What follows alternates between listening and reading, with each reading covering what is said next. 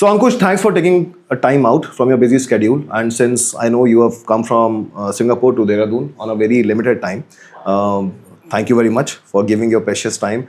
We would like to ask you a few simple questions. So how was your journey from starting from IMI and actively sailing as a chief engineer and then transited to shore and then running your own startup? So this is very exciting to me, and since the cadets, the students would like to also see the journey of a sailing chief engineer, I would like to get your thoughts about it as to how you planned your life so excitingly. So firstly, thanks a lot, Ankur, to you and your partner Ishan for inviting me to MNOPTA. To be very honest, it's been great hearing what you guys are doing at MNOPTA, firstly. Very interesting. Thank you. I've been in the industry for some time now, and unfortunately never got a segment to see how the process of selection has changed now and how things are done very differently from the time that we do. Right. So it was very informative, the session that we had before this podcast actually, where we spoke about, and thanks for briefing me about it. Right. So I understand the whole concept of the IMU CET now, which is very different from our times. It was different, definitely. So yes. we were talking about what 1999, 2000 is Correct. Yes. is the time when we got into it. So yeah, again, thanks to you and Ishan for having me over here. And yes, we all three are coincidentally pass outs and alumni of IMI. IMI, the right. International Maritime Institute. Yes. And of course, I think we were there at different points of time.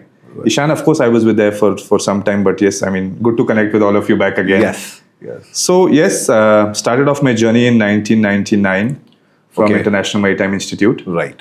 3.5 years with sailing included was the course that we did. Right. It was called the Alternate Training Scheme. I was in fact the roll number 1 in IMI. Nice. The first batch, the first student of IMI. Wonderful. And in fact, I had the great opportunity of going to IMI a few days back. Right. So I did a similar podcast there, and I also spent a lot of time with the students who are now going to be passing out and going out at sea. So coincidentally, I spent about 7-8 hours talking to the seafarers, right, who are actually heading out to sea. Correct. And I realized in that discussion that I had with them was the questions that they had were so basic. And the things that they were worried about were so basic compared to where we stay now in the industry, right? Right. So it was very enriching to speak to them and understand what are the problems that these seafarers are facing at this point, right? Right at the grassroots level, right? Right. Where they're getting into the industry. I mean, I spoke to somebody who's already in IMI. Okay. You are even one segment before that. Right. You're actually somebody who's going to be doing the IMU CET. Correct. So I think they'll probably have even more questions, right? Yes. So I think I really hope this podcast would probably help them in some way, probably encourage them, right? So yes. 2002 is the first time we completed a course, came into mainstream shipping. Yes. Right. So sailed for approximately, I would say, a good 17 years. Wonderful. The last 4 years, primarily on oil tankers, chemical tankers. Right. Last 4 years was sailing as a chief engineer. Right. Eventually transitioned ashore, started off as a vessel manager, then a senior vessel manager. Oh, great. And eventually was a fleet manager for approximately 4 years. Fantastic. Yes. So this year, April, I decided to change course. Right. From hardcore ship management. I have now moved into a segment of the maritime startup innovation space. I'm a co-founder of a maritime startup based out of Singapore. It's called Sailor's Cart. Sailor's Cart. I heard about it and I saw your page. In fact, I'm following your page, Sailor's Cart. It's a wonderful innovation you've started up. Yes. And it's a boon for seafarers, especially when I used to touch down to Singapore, Anchorage or the port, the time schedule, the turnaround time is so short that we feel like that, somebody might just help us for some shopping, and which was not happening. And after seeing your startup, and I was like, yes, this is what we all wanted. So I'm really wishing all the best to you. And hope this grows. Thank you. So it was a noble cause. We've all been sailors and we know the pain points that we've had during when we were sailing. Yes. Not only in Singapore, but all over the world is the same scenario. Right. Getting basic necessities is definitely a challenge. Yes. The founder of Sailor's Cart, Captain Akshay Sharma, my partner, He started this off in August of 2024. Okay. I joined him in June of this year, 2025. And the idea is primarily, like our tagline is, delivering happiness on board. Right. The idea is to ensure that a seafarer or a vessel calling Singapore can receive basic necessities Exactly. for the seafarers. And like we discussed earlier, we're also now planning to go into transport for seafarers. Right. As well as we are going to go in a platform like Uber or a Grab Eats, I see. where food products, hot food meals can be ordered through our platform and can be It's delivered. kind of a dream come true. Yes. So this kind of idea came to my mind when I was transiting Panama Canal. Right. And there, you basically, when you are transiting, you have a lot of time when they put the water up for the sea to flow down. Right. So I also The log gates, right? The log gates. I always thought, why not we have a McDonald's or a KFC there station?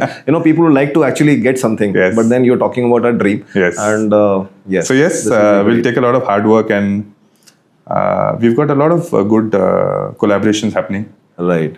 With key stakeholders in the industry who are working for crew welfare. Very nice.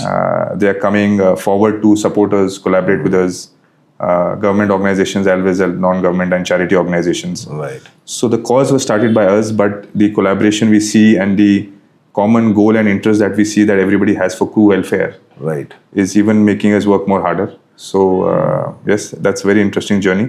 Going back to the podcast and where we are here is, Yes. so yes, I understand that things have changed now, and then we've got this IMU CET, and like you said, Right. they have a ranking system.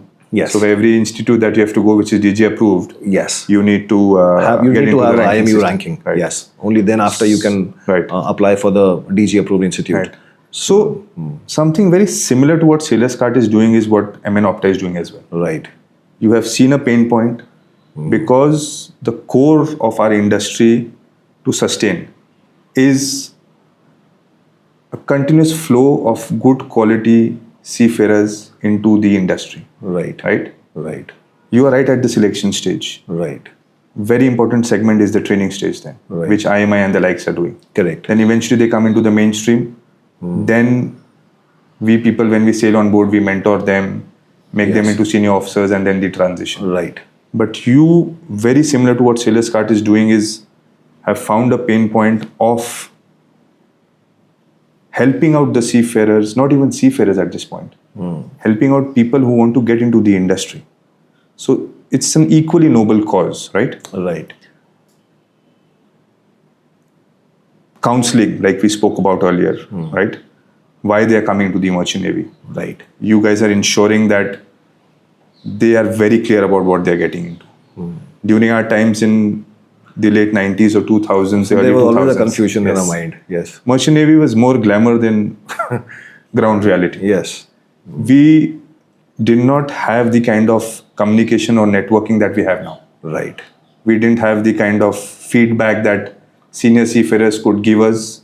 The world is connected now. Yes, we were all disconnected. Right. There was no telephone. There was no email. There Yes. was only postage service. What you can send a letter to your home. So you probably would have wanted to join the Merchant Navy, and probably your father would have taken you to somebody in Dehradun who was in the Merchant Navy. Correct. That's the way it used to happen. That's the way right? it used to happen. And he would have told you about, Yes. and you would have just relied to what he told you. Yes. Yes. But seafarers like you and Ishan now working on this cause where you are actually not only ensuring that they get trained well and understand the examinations that they're going to give Right. so that they can prepare in the right way, but also the most important thing is you are ensuring that they know what they're getting into. Yes. Right? Which of course, like you told me, is a big part of your syllabus. Right? Yes. Preparing them not only for the exams but also mentally for what they're getting into. Yes. Yes. We will be preparing them for exams also, IMU CET plus grooming session is very important because once they face the company's interviews, they have to be groomed properly. Yes. A lot of people come, they barely can speak English right now. So that is very important. And geographical knowledge, all these things comes in the course. Yes. So I think we are doing something very similar. Yes. At very different stages of the maritime industry. So I was even more excited that if I can do this podcast with you and I can share if it can be an inspiration to all these surely, young students who are coming into yes. MNOPTA. So yes, there are a lot of institutes now. Yes. What I would like to convey through this podcast is that we need to understand that what is the DG approval process. Yeah. Let's ensure that we go through the system properly Mm. so that we get sponsored. Yes. So that we are doing a course which at the end of which we will be assured a job. Yes. And like you and Ishan, you guys are structuring this process. Right. You're ensuring that will not end up like what we did in the late 90s again, 20 students passing out of a course only to getting sponsored. Yes. Right? Yes. Yes. So I would appreciate that you ensure that this barrier is... The barrier is removed, and Yeah. definitely DG has laid up the guidelines, Yeah. and they have to get sponsorship before even going to the ship. Right. So that is amazing thing Yeah. done by DG shipping. Yeah, yeah. So And also the best part is that active seafarers are doing it. right. So nobody can give them a better advice than active seafarers or people who are, I would say even better than us who are ashore now, Yes. would be you and Ishan who are active seafarers, who are Correct. actually attuned to what is happening in ports nowadays, Right. what's happening on vessels, what's happening with ISM, what's happening with ISO, MLC. You are in tune with all the new regulations, Yes. and you are the best to guide them in the right way, right? Definitely. So again, fantastic. No, thank job, you. Ankush. I would like to throw up one more question on you, Ankush. Yes. As to, do you still miss sailing? Uh, in fact, the reason that we probably do not miss sailing as much as somebody would probably do now is Right. connectivity, communication, facilities available to seafarers nowadays, Right. having a voice. Yes. We come from a different era of sailing where communication was paid in kilobytes. Correct. Emails were sent. On the number of words. Yes. So those were the reasons that we always ended up with a bad taste when we were sailing. During our times. Yes, because it was not only doing your job properly, Right. but it was about the disconnection from the family. Yes. So many of my posts on LinkedIn talk about the same thing, is that seafarers are lonely. Seafarers are isolated. Yes. The reason that Sailor's Cart came up with what we are doing now is to provide this basic dignity and respect to Captain Ankur who's going on board. Right. Captain Ankur is in Dehradun. Right. He goes on the web, he orders whatever he wants, including Blinkit. Right. He can shop what he wants, reach his home, can use Grab, he can use Blinkit. Suddenly you take Captain Ankur from that position Position in to 2 days, 48 hours, put him on a ship ship. Yes. where he doesn't have a delivery address. Correct. He has the means to order something, but where does he send it to? Yes. Right? So somebody who likes to have green tea takes a box of green tea to the ship. What happens after 1 month when the green tea? Nothing. That's an example where probably you would get it in a provision. No, right? no, very true. That is true. Yes. Yes. Yes. It happens a lot of times. You know, people Yes. are used to some particular brands, some particular things on their life, yes. and which suddenly gets vacuumed out Yes. from them. Tell on me if board. you go on board and if your mobile phone stops working. Yes, then it's like a disaster. Yes. 15 days. to And the it next happens port. with the crew. You know, some battery gets collapsed, Yes. somebody's screens Yes, gets broken. yes. And imagine you reach in the next port and you still can't order a phone and you've been on board for 3 months. Yes. How do you connect with your family? True. Right? So why is that same person who was in Dehradun and his life was normal? Normal. You've picked him up and put him in a position where he's He's running battling 90% of the global trade. Yes. He is the backbone of the supply chain. Right. But what about the person who's doing it? True. What about his welfare? Who's going to think about that? Right? The industry is talking about digitalization, maritime innovation, decarbonization. No, the crew welfare always comes the last Correct. priority of Yes. everyone. Yes, so we Yeah. are changing that. We're No, trying but to- perfect. This is something very nice innovation you guys are going to bring, and I'm really hopeful Sailor's Cart will reach to a milestone where I would like to see Sailor's Cart all over the world. You know. Yes. So See, again, the idea is that we want to promote it not for revenue. Right. We want to promote it so that we wish that if 3 lakh seafarers come to Singapore, only 1 lakh seafarers use Sailor's Cart, the other 2 lakh seafarers don't use it because they didn't want to buy anything, that's okay. right. They didn't use it because they didn't know about it. Sure. Right? If 100 of them are getting it, the remaining also should know about it. Definitely. And then it is up to them if their needs or their income allows them to shop. Right. Right? But they should know about it. Yes. So our idea is not to only build a platform, but ensure every seafarer knows that this is there for you. Yes. Utilize it Correct. as and when you want. Perfect. No, I would like to convey my best wishes to you and Captain Aki. Thanks a who lot. Run this Sailor's Cart on this Yes. platform. And I would like to say everyone watching this podcast, whenever you have time, please do visit Sailor's Cart. They are very well on Instagram and any other platforms. Yeah, we are on LinkedIn. LinkedIn. Yes. And you have, I think, on a WhatsApp group also. Yes. They have their full catalog on WhatsApp group. You can actually order your items and they will be well delivered to you at Singapore. This is something very unique, and we are going to utilize it as a full, seafarer's pride. Yes. So thank you very much, and looking forward to see you sometime again. Thanks, Captain Ankur. And I would like to also end by saying again what I've been reiterating through the whole podcast is Right. that what you and Captain Ishan are doing is extremely important for our industry. Right. And you are the backbone of the influx of new seafarers. You're keeping the barrier strong. You're ensuring that, like we do for Sailor's Cart, is that the opportunity and the environment and the ecosystem is there. You're building the ecosystem.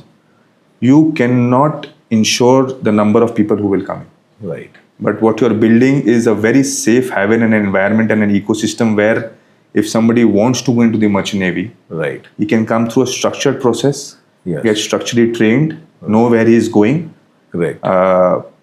at a cost which is standard across, right? Right. This is what happens with Sailor's Cart and what you're doing.